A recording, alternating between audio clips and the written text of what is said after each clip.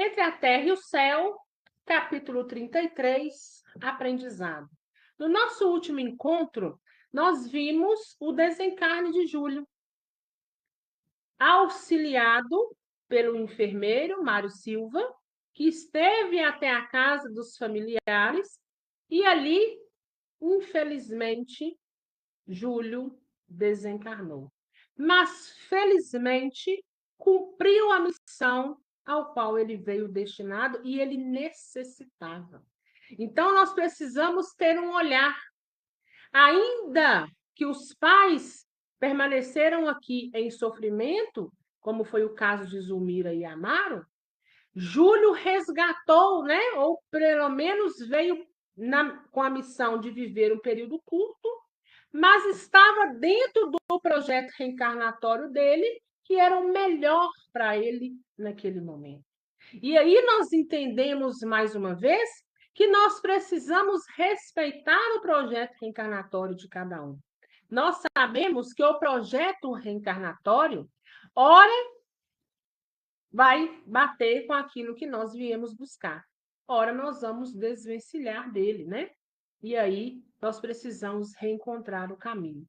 Júlio desvencilhou em uma outra encarnação, ele se sucumbiu, né? Ele foi pelos caminhos que não deveriam ir, que era o da desistência, e agora ele precisava desse resgate. Né? Então, esse resgate, ainda que curto, ainda que o sofrimento dos pais, os pais também estavam diretamente ligados àquela atitude de Júlio lá no passado. Uma ação desses pais fez com que ele, então, se sucumbisse. Né?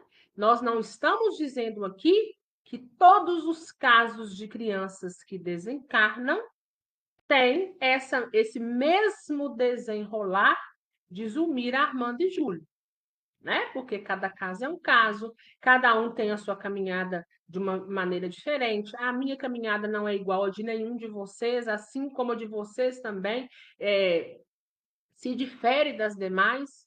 Então, cada caso é um caso. Cada encarnação ela é única, ainda que tenha particularidades que pode ser, aqui foi igual, mas na totalidade é diferente, né? Nós não somos iguais na questão de desenvolvimento e na questão de linha evolutiva. Então, André Luiz fala o seguinte, né? Que estava lá Amaro, ele inicia falando que estava Amaro e a família tendo auxílio dos vizinhos, que estavam ali, de uma certa forma, trabalhando para que, ele fala de forma hirta, né? Ou seja, eles estavam envolvidos ali com aquele corpo que estava ali imóvel, os vizinhos estavam auxiliando eles, né, no que precisavam no momento, e eles resolveram retornar ao Lar da Bênção, né? Odila, Clarencio, André, Hilário. Então, eles retornaram ao Lar da Bênção. Onde é o Lar da Bênção? Onde trabalham Mariana e Blandina. Lembra que foi de onde Júlio saiu para o reencarne?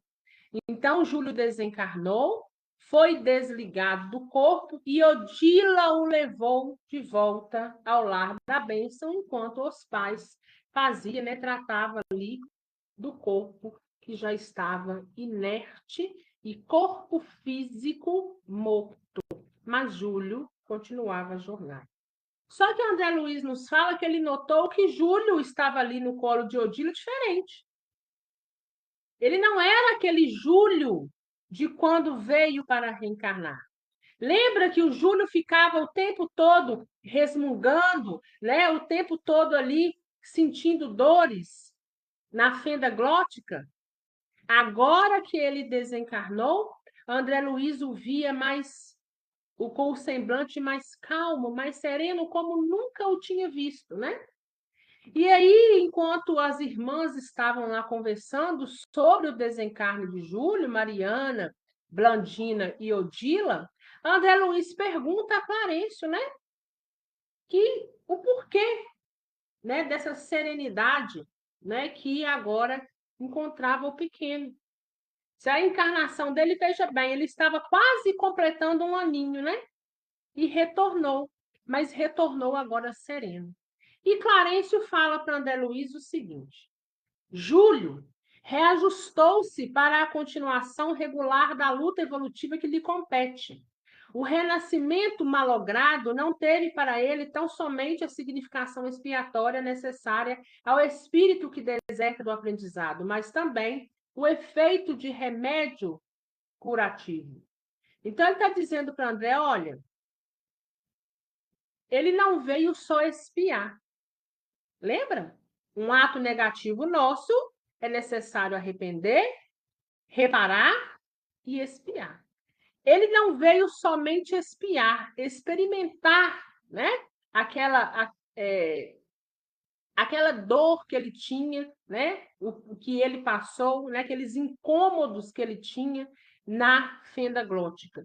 Ele só não veio sentir isso na pele, mas teve para ele também efeito curativo, né? Foi remédio, teve para ele efeito de remédio. Então ele conseguiu se ajustar na carne nesse curto período em que ele reencarnou. A permanência no campo físico funcionou como um recurso de eliminação da ferida que trazia nos delicados tecidos da alma. A carne, em muitos casos, é assim como um filtro que retém as impurezas do corpo perispiritual, liberando-o de certos males nele adquiridos. Então, por que além de curativo, além da expiação, ele foi curativo? Então, aqui já nos deixa um aprendizado.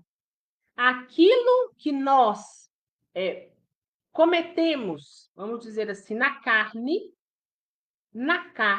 é que precisará ser expurgado, né? O corpo físico vai funcionar como um filtro. Conseguiria fazer essa filtragem no mundo espiritual? Não conseguiria. Tanto que Júlio já estava lá em um determinado período, mas nada que eles faziam surtia efeito. Aliviava, mas não curava, né? Porque a cura ele precisaria buscar lá na origem, lá na causa. E a causa e a origem foi onde? Lá na carne, né? Então, ele estava sereno, ele estava tranquilo, ele não choramingava mais, ele não resmungava mais, porque aquela ferida se fechou, né? Ele se reajustou, se reequilibrou. Então, o seu perispírito, naquele ponto, né, encontrava-se reajustada e tinha sido sanado, curado aquela ferida. E André Luiz fala com o ministro, né? Isso quer dizer, e o ministro continua. Isso quer dizer que Júlio, doravante, ou seja, daqui a pouco, mais para frente, poderá exteriorizar-se num corpo sadio, conquistando o merecimento para obter uma reencarnação devidamente planejada, com elevados objetivos de serviço.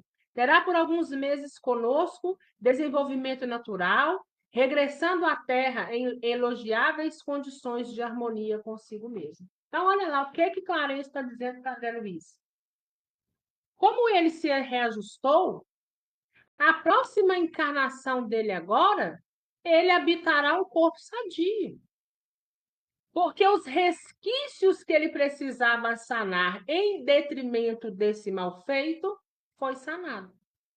E agora ele vai ficar um tempo conosco, vai passar aí, né, por ensinamentos, e ele vai poder, então, ajudar nessa questão da reencarnação daqui a pouco, né? E ele, com essa nova encarnação, ele continua a jornada dele sem esse resquício, assim como nós estamos continuando a nossa jornada.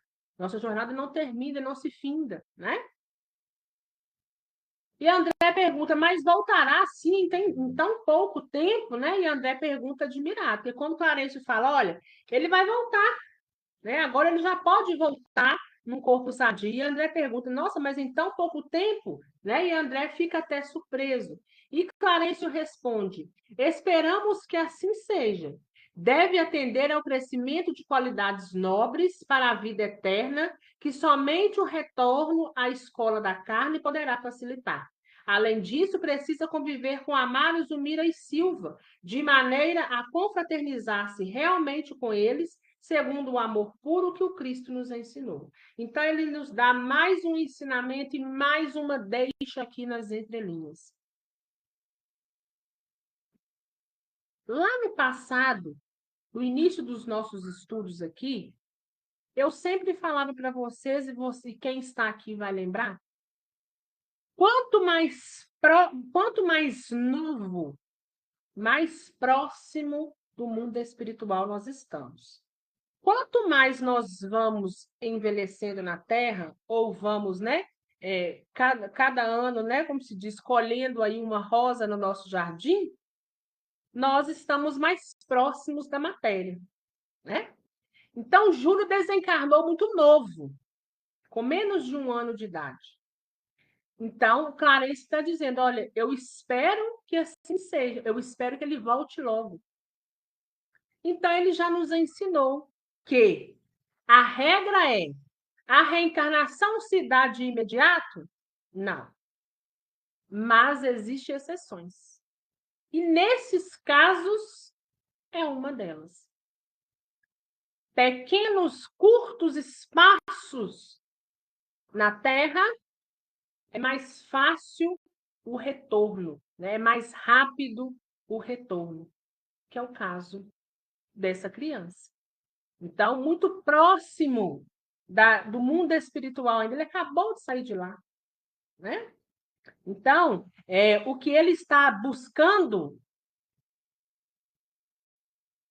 não que ele não tenha ciência, mas o que ele está buscando, ele tem feito mais vezes, né?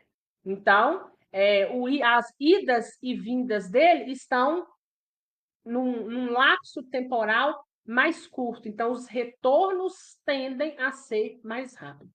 Diferente daqueles que passam um longo período aqui, ou até mesmo um período mediano, ou que já alcançaram, né, uma grande consciência material. Então, a volta é mais demorada. Por quê? Porque nós precisamos nos reajustar, nos reequilibrar, entender a nossa encarnação, saber os pontos em que nós, né, de fato, precisamos melhorar, né? Então, isso é a regra. A exceção são, em alguns casos, que esse de reencarnes curtos também é uma forma de retorno rápido, né? Ou pelo menos uma possibilidade. Essas anotações lançam nova claridade em nosso estudo da vida. Compreendemos assim que as moléstias complicadas e longas guardam função específicas. Os aleijões de nascença, o mongolismo, a paralisia.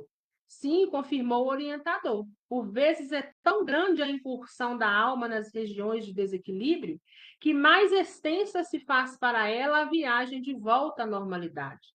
Então, ele está dizendo o seguinte: olha, aqueles que têm algo que precisa, aqueles que têm algo que danificou demais o perispírito, às vezes ele não vai conseguir sanar de uma vez só.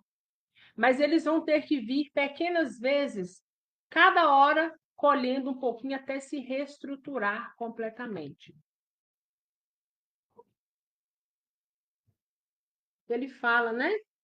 Quanto mais, quanto maior a incursão da alma nas regiões de desequilíbrio, mais extenso se faz a viagem para poder precisar reparar e expiar. Só que às vezes não é em uma encarnação só. Às vezes vão demandar mais tempo, né? Então, quanto mais tempo se passou de desequilíbrio, mais é demorado esse nosso resgate, né? E nós vamos ver aqui mais à frente.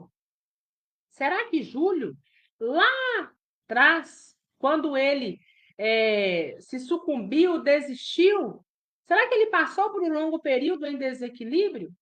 Será que o fato dele ter desistido o desequilibrou? E o quanto o desequilibrou, né? Então, Hilário, sorrindo, acrescentou: O tempo de inferno restaurador corresponde ao tempo de culpa deliberada. Em muitas fases de nossa evolução, somos imantados às telas da carne, que sempre nos reflete a individualidade intrínseca, assim como a argila é conduzida ao calor da cerâmica, ou como o metal impuro é arrojado ao cadinho fervente. A depuração exige esforço, sacrifício e paciência. E por que paciência? Porque muitas das vezes ela não vai se fazer de imediato. O estrago, às vezes, foi tão grande que vai exigir paciência. Ou seja, você parou em um determinado ponto e para que você possa avançar para o ponto seguinte, sabe-se lá quantas idas e vindas você vai ter que fazer nesse intervalo. Porque você deixou de cumprir aquilo que era para ter cumprido lá atrás. Você chegou com um déficit negativo. E um déficit negativo porque, através do seu livre-arbítrio, você escolheu esse caminho. Que acaba sendo o quê? Um pouco pior, né? Mas nós precisamos lembrar que Deus é misericordioso para com todos nós. Todos nós. Até mesmo aqueles que já se sucumbiram, né? E vai saber se algum de nós, em um determinado ponto da nossa evolução, também não escolhemos determinados caminhos, assim como escolheu Júlio. Ante nosso olhar deslumbrado, tingira-se o horizonte de cores variadas, anunciando o sol que parecia nascer num mar de luz e ouro. Muito longe, esmaeciam as estrelas e perto de nós, nuvens leves caminhavam apressadas, tangidas pelo vento. Contemplando a imensidão, Clarencio considerou: quando o nosso espírito aprende alguma nesga da glória universal, quando o nosso espírito aprende alguma brecha, aprende um pouquinho da glória universal, desperta para as mais sublimes esperanças. Sonha com o acesso às esferas divinas, suspira pelo reencontro com amores santificados que os esperam em vanguardas distantes, aceitando então duros trabalhos de reajustes, que representam em verdade para nós alguns decênios de renunciação na Terra em confronto com a excelsitude dos séculos de felicidade em mundos de sabedoria e trabalho enaltecedor. Ah, se os homens percebessem, lembrando a rebelião que tantas vezes nos prejudica no mundo, entenderão algum dia, disse Clarencio. Todos os seres progridem e avançam para Deus. O homem terrestre crescerá para o grande entendimento e louvará feliz a ajuda da dor. Se cada um de nós passa por momentos de dores, é porque nós precisamos desses momentos como oportunidade de crescimento ou de resgate. É um dos dois. Né? Nós temos um projeto reencarnatório. O projeto, ele é todo escrito tintim por tintim? Não. Nosso projeto reencarnatório, a gente, né, quando a gente tem essa condição, e nós já vimos lá em Missionários da Luz, nós podemos ir até o setor da reencarnação com o pergaminho na mão, representando ali dentro o corpo físico. E ali tem os pontos em que eu preciso passar, né? É como se o nosso corpo e a nossa idade fosse uma linha. Dentro dessa linha existissem determinados pontos que eu preciso passar e cumprir. Só que entre um ponto e outro existe caminhos vagos, onde eu mesma, através do meu livre-arbítrio, vou decidir por ele, né? E eu decidindo por ele na melhor forma, está aí o meu merecimento. Então, a gente vem com pontos principais que a gente precisa passar. Mas nós precisamos ter sabedoria e discernimento para trilhar o bom caminho e passar por aquilo que nós precisamos passar, ainda que seja pela dor. Porque muitas vezes aquilo que a gente passa pela dor, a gente de fato o quê? Aprende, né? Dificilmente um de nós vai passar pela dor e dessa dor nós não vamos tirar aprendizado. Hoje, muitos de nós, no ponto de evolução em que nós nos encontramos, nos momentos felizes, a gente tira muito pouco aprendizado. Porque tem gente que nos momentos felizes nem lembra de Deus, nem lembra de Jesus, esquece completamente todo esse lado espiritual e moral. Mas são nas vicissitudes da vida, são diante dos problemas em que nós somos colocados, ou em que nós nos colocamos, ou que nos deparamos ali, que nos surpreendem muitas das vezes, é que nós vamos tirar dali grandes aprendizados, né? Porque às vezes a dor é tanta quando você passa por aquilo que ela te força a uma reflexão. O embrião do jequitibá, com os anos, se converte em tronco vetusto, rico de beleza e utilidade, e o espírito, com os milênios, transforma-se em gênio soberano, coroado de amor e de sabedoria. Ele está dizendo, aquele embriãozinho, aquela semente de jequitibá, aquela árvore que se transforma numa árvore gigantesca, robusta, larga. Um dia ela foi um embrião e se tornou robusta. Da mesma forma somos nós. Um dia nós também fomos embriões. Lá no início de tudo, não falo embrião somente nessa encarnação, mas embrião de quando nós fomos criados lá atrás, como uma mônada surgindo de um átomo, para que, com os milênios e milênios de anos, nós possamos nos tornar também fonte de luz e de paz. Depois de um minuto de silenciosa adoração à natureza, Clarencio continuou. Voltando ao caso de Júlio, não podemos esquecer que milhares de inteligências entre o berço e o túmulo estão procurando a própria recuperação. À medida que se nos aclara a consciência e se nos engrandece a noção de responsabilidade, reconhecemos que a nossa dignificação espiritual é serviço intransferível. Então, ele está dizendo, olha, nessa nossa caminhada, muitos estão como Júlia, assim como nós estamos aqui. Cada um procurando reparar, cada um procurando se reajustar, se reequilibrar, né? De uma maneira mais eficaz que vai nos levar aí ao nosso crescimento. Mas ele está dizendo aqui, olha,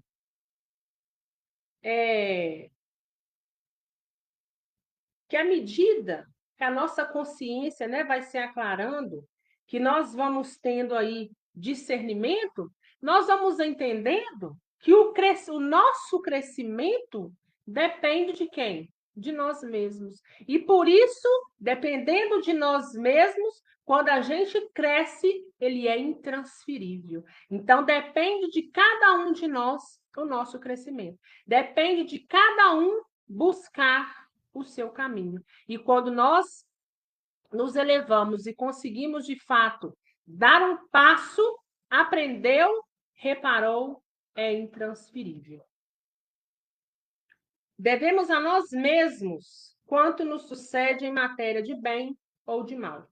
Importante observar, disse Hilário pensativo, como a vida reclama no refazimento da paz a conjugação daqueles que entraram em guerra uns com os outros.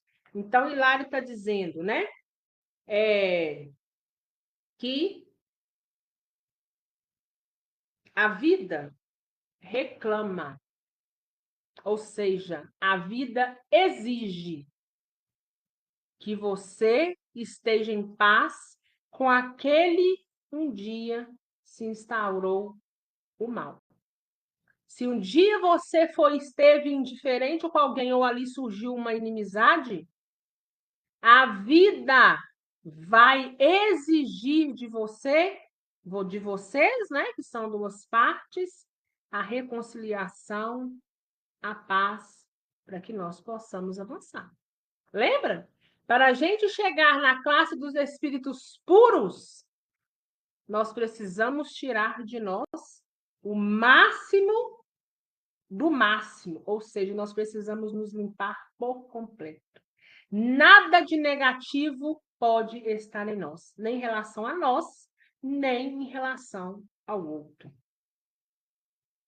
No passado, Júlio arrojou-se ao despenhadeiro do suicídio sob a influência de Amaro e Zulmira, após indispor-se com Silva.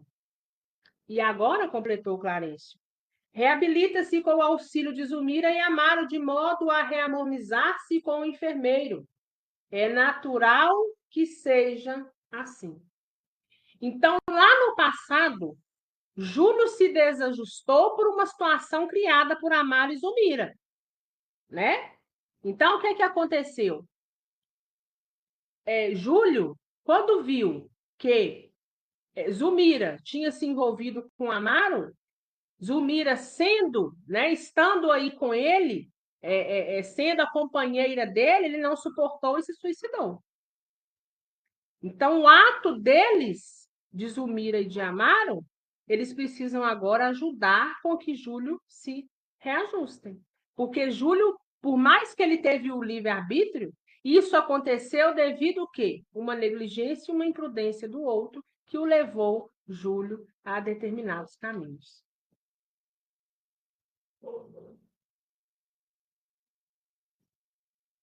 Mas Júlio, antes de tornar ao mundo, através do nosso amigo ferroviário, onde estaria? Nesse intervalo de desistência para a reencarnação, né? Que primeiro Júlio reencarnou como filho de Odila e de Amaro.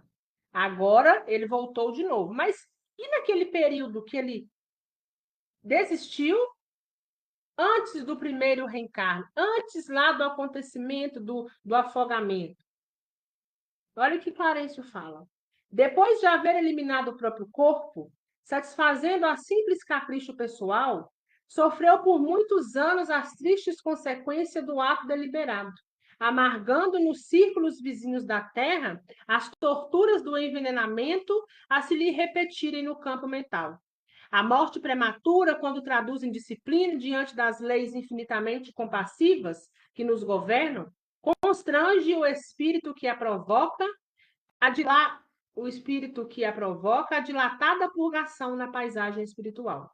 Não podemos trair o tempo, e a existência prontificada subordina-se a determinada cota de tempo que nos compete esgotar em trabalho justo.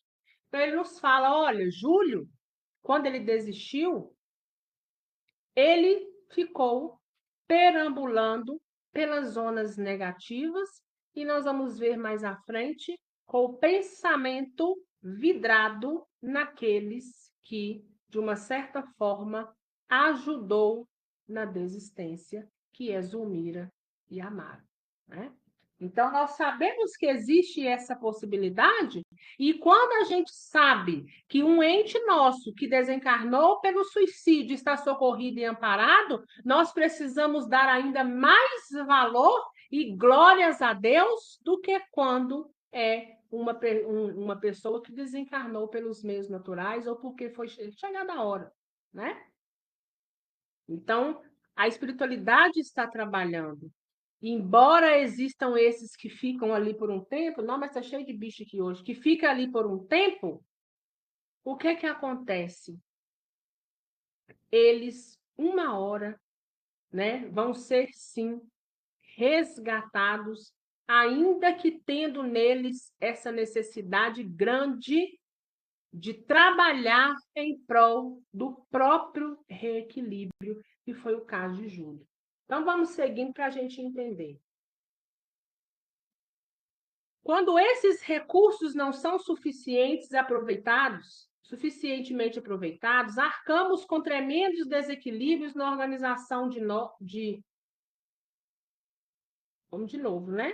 Quando esses recursos não são suficientemente aproveitados, arcamos com tremendos desequilíbrios na organização que nos é própria.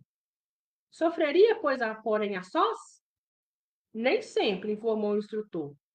quando não se achava em martirizada solidão, via-se, como é lógico, onde se lhe mantinha preso o pensamento.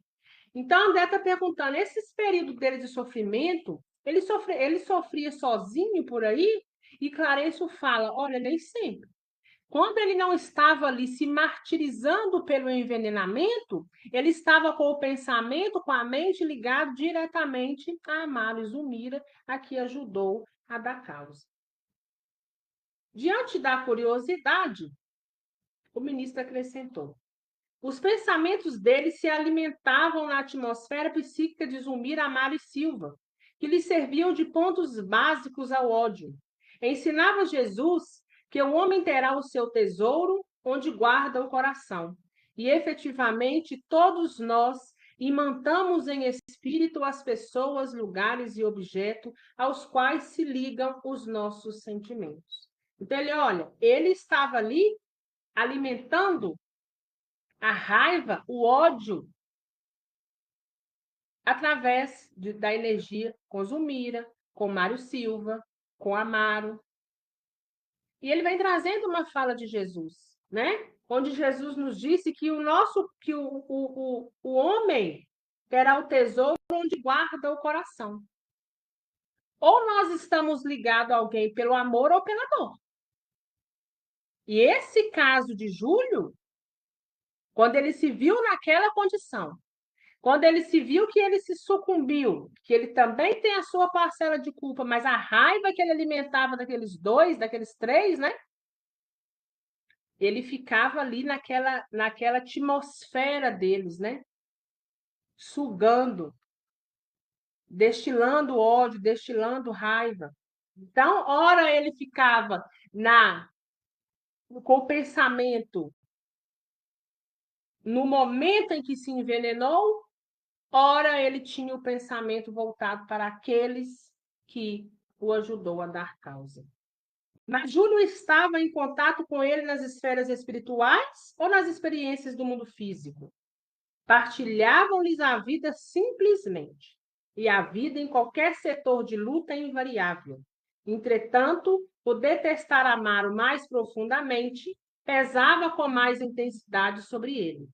O ferroviário, na existência do espaço, conheceu-lhe a perseguição acérrima, ouvindo-lhe as acusações e as queixas nas regiões purgatoriais, e ao se reencarnar na atual condição, foi seguido de perto por Júlio, que lhe afligia a mente, dele exigindo a necessária ajuda à formação do novo corpo. Lá atrás, naquele início, Júlio desistiu. Só o seu tempo, todos desencarnaram, né? Porque essa encarnação agora é uma reencarnação nova para todo mundo. Só que Júlio encontrou com Amaro e ouviu. Amaro ouviu de Júlio todas as acusações e exigiu ajuda. Olha, eu tive sim um momento de fraqueza, eu tive sim um momento de dor, mas esse meu momento é em detrimento que você me fez. Então, esse desequilíbrio em que eu me encontro, você também tem culpa. Então, eu preciso que você me ajude a retornar. Nós vimos nos capítulos anteriores que Amaro tinha prometido Zulmira e Júlio a ajudá-los. E quando Amaro, então, reencarna, Júlio começa a persegui-lo de perto, colocando ali sobre sua mente, olha, eu preciso retornar. Né? E de uma certa forma está dizendo para ele, olha, se apresse, que eu preciso retornar e quem vai me ajudar é você. Porque é você também que me ajudou, de uma certa forma, me empurrou para o abismo, né? Ajudou aí a inflamar o desequilíbrio em que eu já me encontrava. Em razão da leviandade de Amaro, quando na personalidade de Armando caminhara para o suicídio, né? Então, ele está dizendo que ele precisava da ajuda para o novo corpo, porque tudo isso aconteceu em razão da leviandade de Amaro. Por isso mesmo, a lei permitia-lhe a união com o amigo, transformando-o em desafeto companheiro esse do qual reclamava a renovação da oportunidade perdida. Clarencio olhou-nos de modo especial e disse: entre o credor e o devedor há sempre o fio espiritual do compromisso. Então, quem você deve ou quem te deve, de alguma maneira, isso vai precisar um dia ser quitado. Isso é da lei, né? Um ato negativo nosso, um ato de irresponsabilidade nossa, nós vamos precisar reparar. Amaro teria tido dessa forma uma juventude algo conturbada, disse André, né? E Clarencio disse: sim, acontece a maioria dos moços de ambos os sexos na luta vulgar. Muito cedo acordou para o ideal de paternidade. E aqui eles vão dizer o seguinte, que muitos jovens, hoje, passam por determinados desequilíbrios na juventude, né? No início ali da puberdade, às vezes a mente um pouco confusa, mas já intentando, querendo, né, chegar logo à questão da paternidade, ou às vezes até chegando a essa paternidade de forma precoce ou até mesmo irresponsável, porque esses que são devedores, são credores, estão ali cobrando. Ele fala aqui que Amaro teve uma adolescência complicada, porque Júlio estava ali a todo momento dizendo para ele: ó, se aquece. Júlio não tinha o equilíbrio necessário. Porque se fosse um espírito que tivesse de vir, que tivesse um equilíbrio, que você não fosse dele devedor, talvez ele não te apressaria tanto. Mas ele está ali cobrando. Eles falam aqui, né, que Júlio, que Amaro teve, né, a juventude dele foi uma juventude difícil. E mais ao final ele fala, muito jovem ainda, encontrou Odila que o aguardava, consoante o acordo por ambos levado a efeito na vida espiritual. Então, na vida espiritual, ele já tinha, junto com Odila, olha, em um determinado ponto nós vamos nos encontrar para poder sanar determinados pontos que a gente precisa sanar. No entanto, as vibrações de Júlio eram efetivamente tão incômodas que a primeira esposa do nosso amigo não conseguiu acolhê-lo de imediato, recebendo Evelina em primeiro lugar, de vez que a ligação do casal com ela se baseia em doces afinidades. Somente depois da primogênita é que se ambientou, né? O ambiente ficou equilibrado para que Júlio, então, pudesse chegar. Então, veja bem, Júlio incomodou tanto Amaro nesse início de juventude e depois junto de Odila, que ele não deu para ele ser o primogênito. Então, Evelina veio com mais rapidez e com mais facilidade, porque já tinha por eles uma afinidade, e uma afinidade muito mais doce, né? Ao contrário aí de Júlio. Esse ponto da nossa conversação, lembrei respeitoso, faz-me recordar os conflitos interiores de muitos rapazes e de muitas moças na terra. Às vezes se arrojam ao casamento com absoluta inaptidão para as grandes responsabilidades, qual se estivessem impulsionados por molas invisíveis, sem qualquer consideração para com os impositivos da prudência. Olha aqui ele dizendo, né? Muitos jovens que não têm prudência, nem estão sabendo o que é de fato a complexidade, né, de um casamento, mas eles se veem ali afligidos ou impulsionados, como se estivessem sendo lançados para frente, como se fossem molas, né? Ou seja, vai, faz, porque tem ali um devedor cobrando a ajuda, a necessidade de voltar, que ele tanto está necessitando, e aquele outro é devedor. Assim como uma pessoa te deve na terra, né? Eu, graças a Deus, não sou de ficar cobrando de ninguém, né? Graças a Deus, ninguém me deve, vamos dizer assim. Fazendo uma comparação com o material. Vamos supor que você trabalha com vendas e você vende uma coisa para uma pessoa, você quer receber. Se você não paga, se aquele que comprou na sua mão não paga, e você não tem uma mente equilibrada, as cobranças serão constantes. Você vai chegar no nível de começar a incomodar mesmo para que ele te pague. Se aquele tiver um pouco mais de desenvolvimento, ou às vezes ter uma afinidade, ou em tem um ponto de aquele eu não vou cobrar porque não é de mim, eu não consigo, né? A coisa vai fluir melhor. Mas tem aqueles que vão te cobrar. E vão te cobrar insistentemente ao ponto de te desequilibrar. É disso que o André está falando. Né? Na questão desses jovens, que muitas das vezes não têm prudência diante dos seus atos, mas que são também, muitas das vezes, impulsionados por esses devedores. Como se fossem atacados por subitânea loucura, desatentam a todos os conselhos do lar ou dos amigos para despertarem depois com problemas de enorme gravidade, quando não acordam sob a neblina de imensas desilusões. Agora compreendo, na base dos sonhos juvenis, quase sempre moram dívidas angustiosas a que não se pode fugir. Então, eles vai por esse ímpeto, se deixam levar, e quando você vê, o problema está enorme. Ali no início, todo mundo dá conselho, todo mundo fala, mas não ouve ninguém. Então, a gente deixa caminhar por onde quer, mas chega lá na frente, o problema está, ó, tomou uma proporção enorme, né? Sim, confirmou o ministro, grande número de paixões afetivas no mundo correspondem a autênticas obsessões ou psicoses, que só a realidade consegue tratar com êxito. Em muitas ocasiões, por trás do anseio da união conjugal, vibra o passado através de requisições dos amigos ou inimigos desencarnados aos quais devemos colaboração efetiva para a reconquista do veículo carnal. A inquietação afetiva pode expressar escuros labirintos da retaguarda. Refletindo nas lutas da alma, a tirar as experiências da vida, com tantos enigmas a resolver, acudiu-me a lembrança antiga, questão que habitualmente me vinha à cabeça.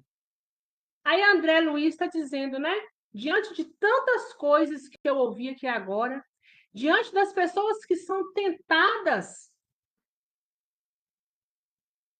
a casarem logo, a terem filhos logo, e são tentados por esses devedores, André Luiz pergunta a Clarencio, e onde estão os anjos da guarda? Eu sempre ouvi falar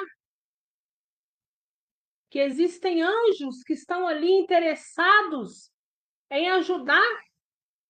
Aonde eles se encontram nesse momento que deixam isso acontecer? Olha lá a elucidação. E André ainda fala com Clarencio, né? Me perdoa, eu sou um estudante, eu preciso saber, eu estou aqui, né? Eu sou um estudante incipiente da vida espiritual. E Clarencio disse a ele: os espíritos tutelares encontram em todas as esferas. Contudo, é indispensável tecer algumas considerações sobre os assuntos. Os anjos da sublime vigilância, analisados em sua excelsitude divina, seguem-nos a longa estrada evolutiva. Desvelam-se por nós dentro das leis que nos regem. Todavia, não podemos esquecer que nos movimentamos todos em círculos multidimensionais. A cadeia de ascensão do espírito vai da intimidade do abismo à suprema glória terrestre. Será justo lembrar que estamos plasmando nossa individualidade imperecível no espaço e no tempo, ao preço de continuadas e difíceis experiências. A ideia de um ente divinizado e perfeito, invariavelmente ao nosso lado, ao dispor de nossos caprichos ou ao sabor de nossas dívidas, não concorda com a justiça. Que governo terrestre destacaria um de seus ministros mais sábios e especializados na garantia no bem de todos, para colar-se indefinidamente ao destino de um só homem, quase sempre renitente, cultor de complicados enigmas e necessitados, por isso mesmo, das mais severas lições de vida? Então, ele está dizendo o seguinte, olha, A ajuda está por toda parte. Todos nós temos os nossos mentores, mas não precisam vocês acreditar que existe um ser divinizado, um ser da divindade que está ao nosso dispor. E ele faz a pergunta: aí na Terra não existem os ministros? Se vamos pegar o ministro mais conceituado, vai pegar ele e vai colocar à disposição de um só homem? Simplesmente por capricho? Nós precisamos trilhar o nosso caminho, que ele é único, ele é nosso, ele é intransferível. Não tem alguém que vai fazê-lo por nós. Não tem nenhum mentor 24 horas ao nosso dispor. Eles estão nos ajudando, vêm quando solicitados, vêm diante de determinadas ocasiões, quando aparece, quando a gente não está conseguindo sair, eles vêm para tentar nos intuir, mas uma pessoa ali 24 horas ao nosso dispor, isso não existe, né? Isso seria capricho nosso. Ou seja, quem nós achamos que somos para ter alguém ao nosso dispor 24 horas fazendo por nós o que a gente precisava fazer? É isso que ele está dizendo. Por que haveria de obrigar-se um arcanjo a descer da luz eterna para seguir passo a passo um homem deliberadamente egoísta ou preguiçoso? Tudo exige lógica, bom senso. Com semelhante apontamento, quer dizer que os anjos da guarda não vivem conosco? Não digo isso, disse o benfeitor. O sol está com o verme, amparando-o na furna a milhões e milhões de quilômetros, sem que o verme esteja com o sol. Né? Então, ou seja, eles estão conosco, eles nos ajudam sempre, nos intuem sempre, mas eles não vão fazer por nós o trabalho que é nosso. Né? Nós precisamos caminhar, a caminhada ela é única, a caminhada ela é nossa. Então, como que vai ser? As irmãs que seguiam conosco lado a lado, embevecidas na contemplação do céu, comentavam carinhosamente o porvir de Júlio, psiquicamente distanciadas de nossa conversação. O apontamento de nosso orientador impunha-nos grave reflexão, e talvez por esse motivo o silêncio tentou apossar-se do grupo, mas Clarencio, reconhecendo o assunto que demandava mais elucidação, continuou. Anjo, segundo a acepção justa do termo, é mensageiro. Ora, há mensageiro de todas as condições e de todas as procedências, e por isso a antiguidade sempre admitiu a existência de anjos bons e de anjos maus. Anjo de guarda, desde as concepções religiosas mais antigas, é uma expressão que define o espírito celeste que vigia a criatura em nome de Deus, ou pessoa que se devota infinitamente a outra, ajudando-a e defendendo-a em qualquer região, convivem conosco e defendendo-a em qualquer região, convivem conosco os espíritos familiares de nossa vida e de nossa luta. Dos seres mais embrutecidos aos mais sublimados. Temos a corrente de amor, cujos elos podemos simbolizar nas almas que se querem ou que se afinam umas às outras dentro da infinita gradação do progresso. A família espiritual é uma constelação de inteligências.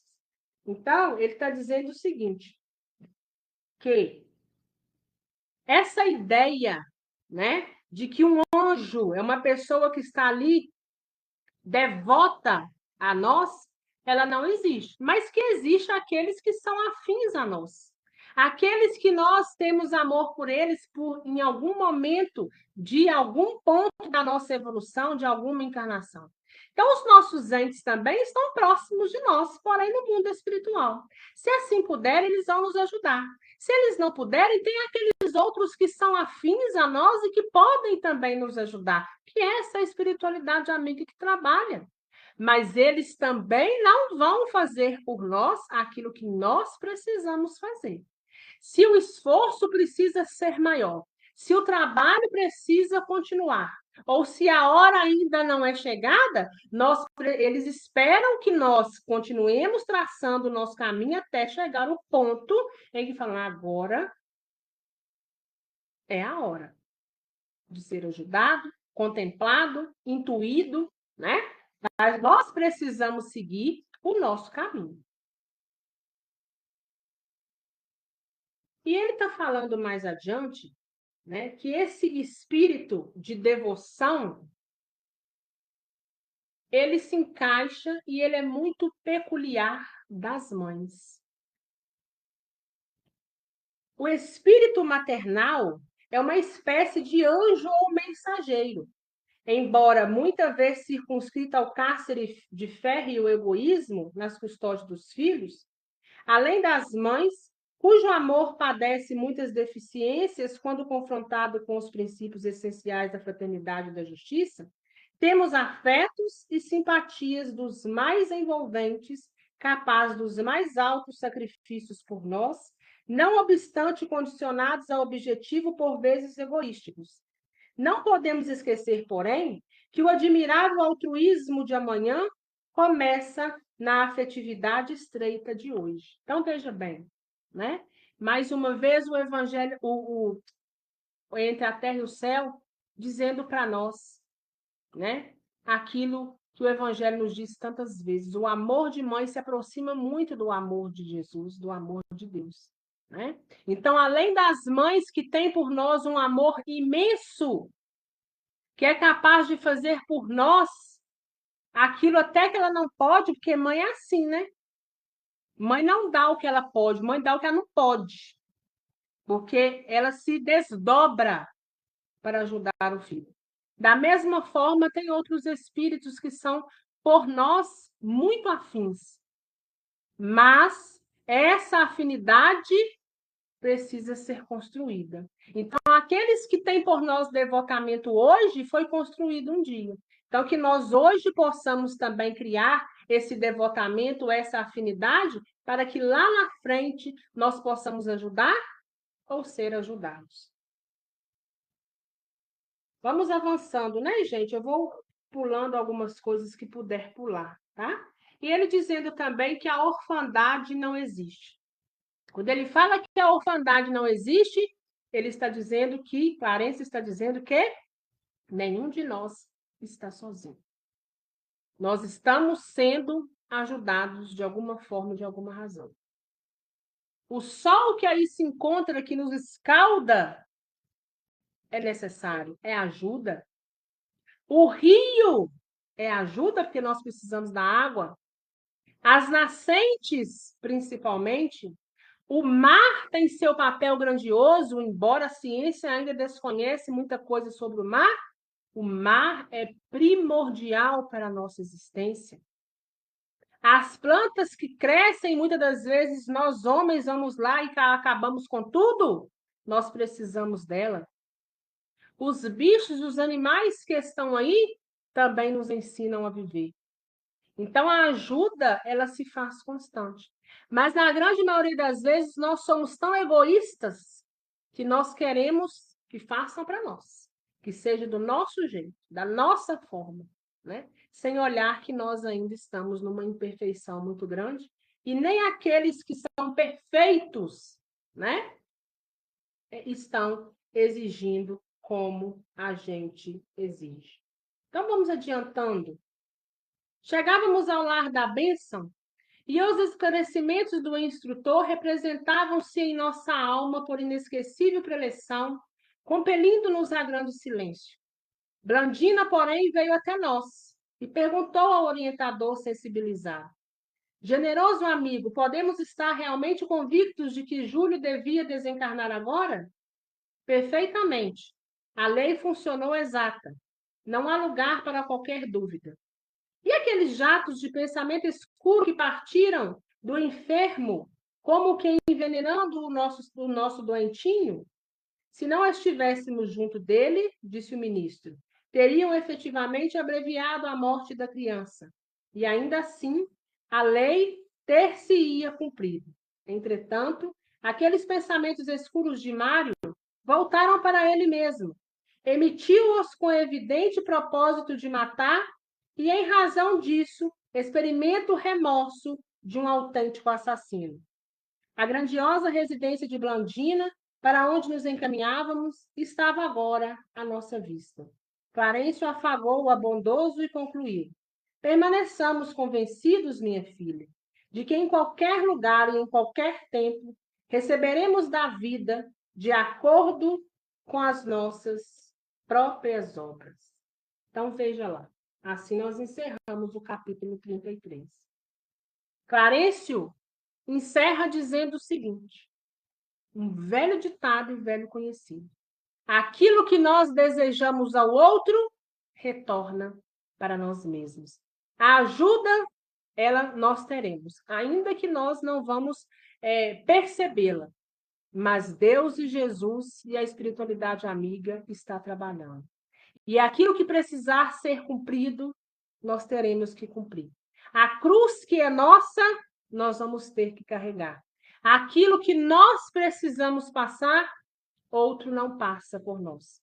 Mas que, até mesmo na dor, nós precisamos dar valor, porque é nessa oportunidade que nós vamos crescer, reparar e, muitas das vezes, nos reequilibrarmos. Alguma dúvida, gente?